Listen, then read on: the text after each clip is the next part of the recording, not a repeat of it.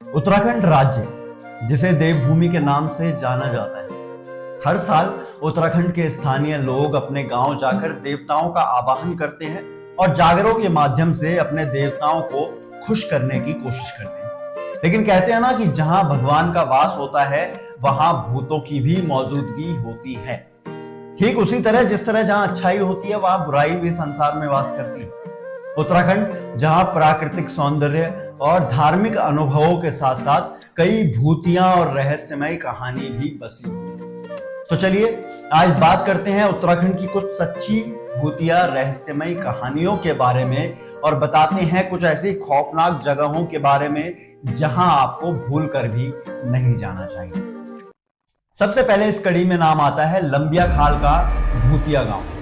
लंबिया खाल उत्तराखंड के बिजनौर जिले में स्थित एक छोटा सा गांव है जिसे आज के समय में भूतिया गांव के रूप में जाना जाता है। इस गांव के स्थानीय लोग कहते हैं कि रात के समय उन्हें यहाँ अजीब अजीब सी आवाज सुनाई देती है और वहां कुछ ऐसी अजीब घटनाएं भी होती है जिससे लोग बेहद खौफनाक मानते हैं और लोग डर जाते हैं। इसी गांव में एक प्राचीन मंदिर भी है और कहते हैं कि वहां भूतों की आत्माएं रहती हैं और स्थानीय लोग रात के समय वहां जाने से भी बचते हैं। अगली जगह है बालूकोंडा की रानी। बालूकोंडा उत्तराखंड के नैनीताल जिले में स्थित एक पहाड़ी है जिसे स्थानीय लोग बालूकोंडा की रानी के नाम से जानते हैं। यहाँ पर एक पुराना किला है जिसमें कहा जाता है कि यहाँ पे कभी रानी का घर हुआ करता था और कहा जाता है कि उस रानी की आत्मा अब भी उस किले में घूमती है। लोग कहते हैं कि रानी रात के समय दिखाई देती है और उसके गाने की आवाज भी लोगों को सुनाई देती है। अगली जगह है कुल्लू का भूतिया बाग।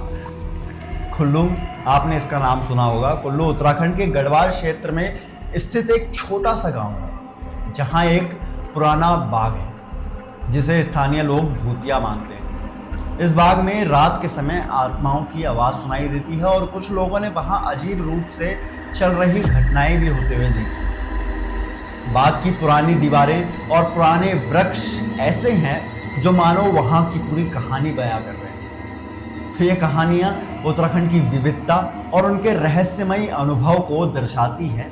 इनका अध्ययन करने से हमारे धार्मिक और सांस्कृतिक अनुभवों को और भी गहराया जा सकता है। उत्तराखंड में और भी ऐसी बहुत सारी कहानियां हैं, चाहे वो जागर की कहानियां हो, चाहे वो फिर जागर से जुड़े हुए कहानियां हो कि कैसे कैसे देवताओं ने उत्तराखंड में अपना वास किया, कैसे कैसे देवता उत्तराखंड में आए, और उसी के साथ साथ उत्तराखंड की कुछ प्रेम कहानियां और कुछ भूतिया कहानियां भी हैं। अगर आप चाहते हैं हम आपके सामने ऐसी कहानियां लेके आते रहें तो उत्तराखंड मिस्ट्रीज को सब्सक्राइब करें।